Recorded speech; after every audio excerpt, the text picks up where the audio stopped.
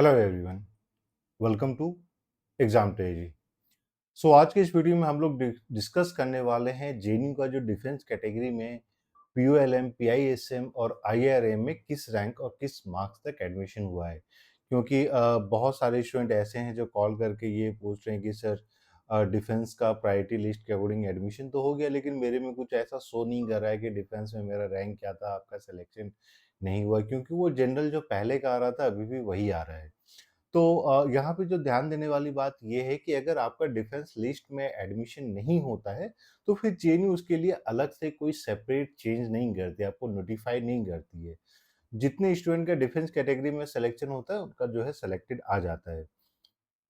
तो एक बार हम लोग पहले डिस्कस कर लेते हैं कि कितने रैंक तक या कितने मार्क्स तक एडमिशन हुआ है।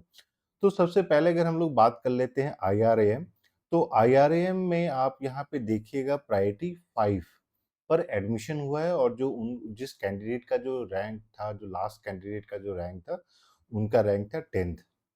ठीक है। और उनके जो C U E T M A political science का जो मार्क्स था वो सिर्फ 29 था। तो देखिए होता क्या है कि जेएनयू क्या करती है कि जब हम प्रायोरिटी की बात करते हैं तो इसके बेसिस पे प्रेफरेंस दिया जाता है, मार्क्स के बेसिस पे नहीं।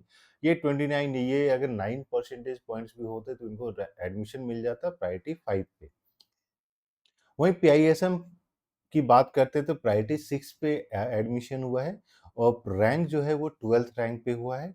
और वहीं पीओएलएम की बात करते हैं तो 6 प्रायोरिटी थी और 11th पे। तो यूजुअली होता है क्या कि 10th 11th 12 जो लास्ट कैंडिडेट थे वो तीनों को एक एक अलॉट हो गया।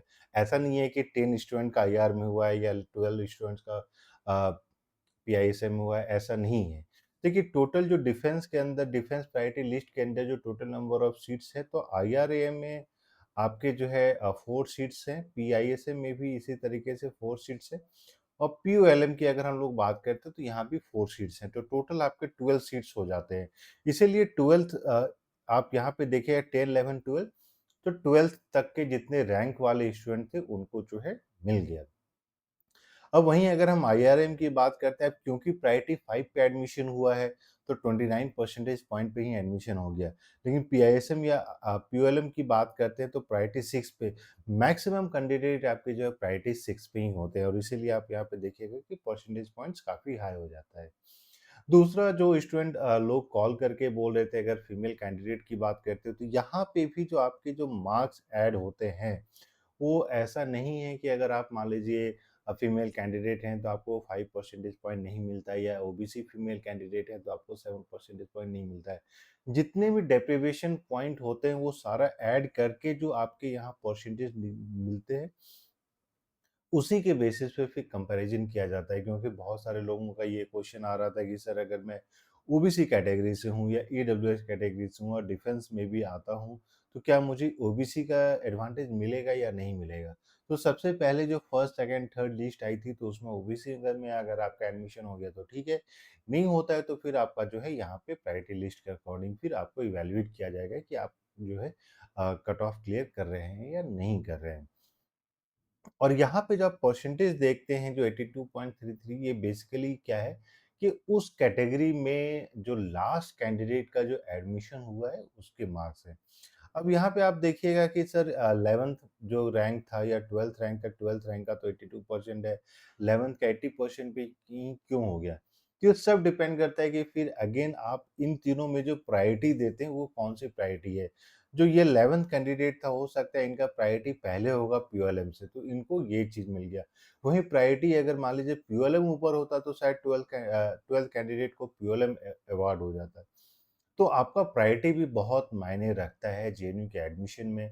अब अगर मान लीजिए कोई स्टूडेंट ऐसा है जो 80.66% पे ही है, और वो भी 6 डिफेंस के भी 6 प्रायोरिटी लिस्ट में आते हैं, लेकिन उनका अगर मान लीजिए पीआईएसएम पहला चॉइस हो जाता है, पीओएलएम नहीं है, तो हो सकता है उनको सेम मार्क्स पे भी पीआईएसएम नहीं मिलेगा, पीओएलएम मिल जाएगा, क्योंकि किसी एक अलग कैंडिडेट का वो फर्स्ट प्रायोरिटी था। तो ये सभी चीज़ों को कंबाइन करके ही जेएनयू जो है, ये प्रायोरिटी लिस्ट के अकॉर्डिंग, आपके प्रेफरेंस के अकॉर्डिंग, आपके मार्क्स के अकॉर्डिंग सारा जो है फिर सारा कुछ को देख के ही फाइनल लिस्ट आती है।